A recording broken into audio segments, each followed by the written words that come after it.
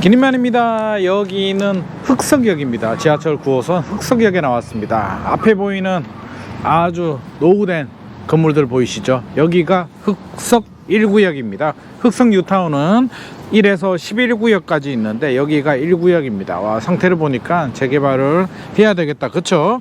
자, 길을 따라서 가게 되면 1구역과 2구역이 쭉 연결되어 있는데 이쪽이 재개발 구역입니다. 재개발 구역이고요. 이런 상가들이 있어서 이제 재개발에 약간 걸림돌이 될 수는 있는데, 또 저기 멀리 보이는 아파트가 명수대 현대 아파트도 보입니다. 명수대 현대. 명수대 현대도 예전에는 진짜 가격이 비싸진 않았는데 지금은 가격이 깜짝 놀랄 겁니다. 1988년 660세대 아파트고요. 용적률이 247%인데 전용 84 기준에서 실거래 가격은 10월이 25억 9천 찍었는데 매물 호가는 28억 5천, 3억 정도. 와, 28억 5천 전용 84. 와, 88년도에 지은 아파트가 호가는 28억 5천, 실거래 가격은 25억 9천입니다. 와, 어마어마하네. 지금 안전진단 통과를 했으니까 그래도 10년 이상 걸릴 것 같고요. 앞에 보이는 구역들이 흑석 1구역에서 2구역으로 지나가고 있는 과정입니다. 흑석 2구역부터 설명드리면, 흑석 2구역은 공공재개발입니다. 공공주도로 민간 시공하는데, 민간 시공은 삼성물산 레미안으로 선정이 됐습니다. 여기는 상업지역들하고 앞에 딱 보이시다시피 입지가 좋잖아요. 그래서 상업지역과 준주거지역으로 구성되어 있어서 좀 비싸긴 합니다. 개발이 되게 되면 세계동 49층 1012세대가 되는데 공공재개발이기 때문에 임대아파트가 352개, 오피스텔이 80개가 들어갑니다. 지금 사업시행계획 준비 중이고요. 시공사 선정 레미안입니다. 레미안으로 진행이 되니까 일단 시공사는 뭐 좋게 잘 나온 것 같고요. 이렇게 앞으로 쭉 걸어가게 되면 저쪽이 이제 흑석 1구역입니다. 흑석 1구역. 흑석 1구역은 2022년에 조합 설립 인가를 받았고 같이 진행이 되는데, 흑석 1구역은 민간 재개발입니다. 그래서 흑석 1구역은 민간 재개발, 흑석 2구역은 공공 재개발로 희비가 좀 엇갈리는 상황이기도 합니다. 앞에 명수대 현대 보이고요. 오늘 날씨가 추운데 이 일대가 이제 재개발이 되게 되면 아마 10년 정도 걸리겠죠? 10년 후에는 몰라보는 모습으로 달라질 수 있을 것 같습니다. 이런 상가 건물들만 보면 재개발을 안 해도 되겠네 라는 생각을 할 수도 있는데, 자, 상태를 보면 계단 보이시죠? 아찔아찔합니다. 재개발 해야 되겠죠? 여기가 흑석 1구역입니다. 안쪽으로 들어가게 되면 노후도가 훨씬 더 심할 것으로 보입니다. 사실 서울에서 이런 곳들은 이제 재개발을 해야 되는 게 맞을 것 같습니다. 신축 아파트 입주 물량도 부족하고 또 도시 환경 개선을 위해서 재개발을 하는데, 또 뭐 임대 아파트도 좀 들어와야 되겠고요. 여러 가지 목적을 본다면 재개발은 좀 빨리 진행되는 게 맞을 것 같습니다.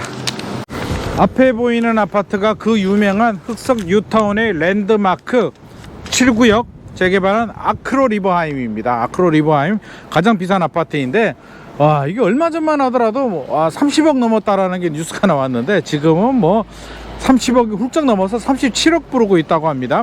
34T형이 있는데 테라스형으로, 이게 옹벽 옆에 있는 저층 테라스형인데 선호도가 떨어집니다. 그래서 테라스를 주긴 했는데 그 물건이 올 초에 19억에 거래가 됐는데 지금 27억에 거래가 됐고요. 호가는 30억 부른다고 합니다. 야, 1년 만에 거의 10억이 올랐습니다. 어마어마하죠. 그리고 저기 길 건너편 보이는 건물이 원불교 건물인데, 저 건물 때문에 흑석 1구역 재개발하게 되면 한강 조망이 좀 가려질 수도 있을 것 같습니다. 2구역이 이제 원불교 건물 때문에 조망이 좀 가려질 것 같고요. 1구역은 명수대 현대에 가리긴 하는데 또 옆으로 비끼면 또 일부 동은 또 한강 뷰가 나올 수도 있을 것 같습니다. 지금 흑석동, 흑석 뉴타운 제가 임장을 하고 있는데, 흑석 뉴타운에서 서쪽으로 올라가게 되면 노량진 뉴타운이 있는데, 요즘 노량진 뉴타운 또 토지거래가구역 11호 대책으로 토지거래가구역으로 지정이 됐는데, 이게 피할 수가 있다고 해서 또 많은 투자 수요자들이 관심을 또 가지는 지역이기도 합니다.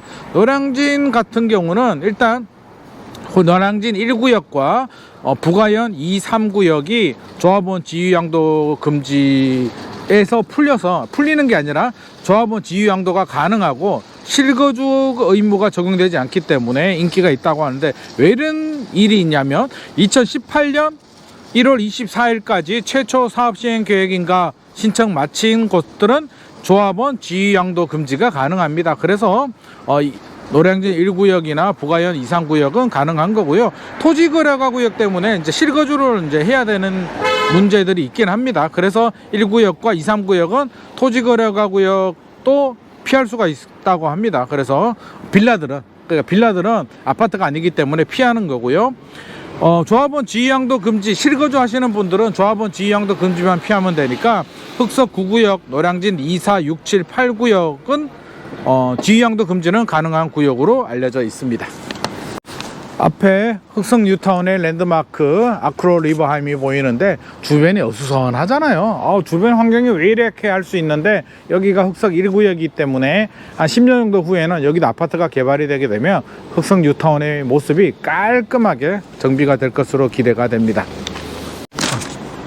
앞에 보이는 건물이 중앙대학교 병원입니다. 흑석 뉴타운에서 또 편의시설 중에 하나죠. 중앙대학교 병원이 있고, 보이는 상권들이 이게 흑석 1구역입니다. 저기 앞에 보이는 높은 건물 보이시죠? 정형외과가 있는 저 건물이 바로 연예인 서장훈 씨가 가지고 있는 건물입니다. 와, 서장훈 씨 좋겠다, 그렇죠? 서장훈 씨가 건물 3개 가지고 있는 것으로 유명한데, 양재동의 서초동이죠. 서초동의 다보 빌딩, 워낙 유명한 빌딩이니까 다 알고 있는 빌딩이고요.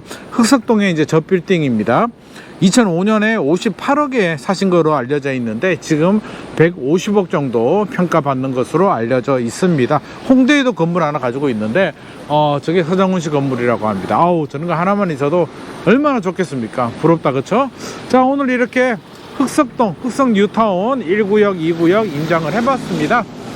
전체적으로 분위기 자체는 호가는 많이 올라간 상태고요. 흑석 1구역 물건 같은 경우는 한 준주거지역, 상업지역으로 구성되어 있기 때문에 한 20억, 30억 정도 괜찮은 물건 사려면 그 정도 투자를 하셔야 되고요. 흑석 2구역 같은 경우도 통건물들이 많기 때문에 20억 정도 투자를 해야 살 수 있다라고 합니다. 전체적으로 가격이 높은 상황이고요. 재개발을 하게 되면 서장훈 씨 건물 같은 경우는 진짜 1+1 받고도 환급을 어마어마하게 받을 것 같습니다. 이렇게 오늘 임장을 해봤습니다. 흑석 뉴타운 임장했고요. 앞에 아크로 리버하임 또 보이네요. 오늘의 내용이 도움이 되셨다면 좋아요와 구독 부탁드립니다.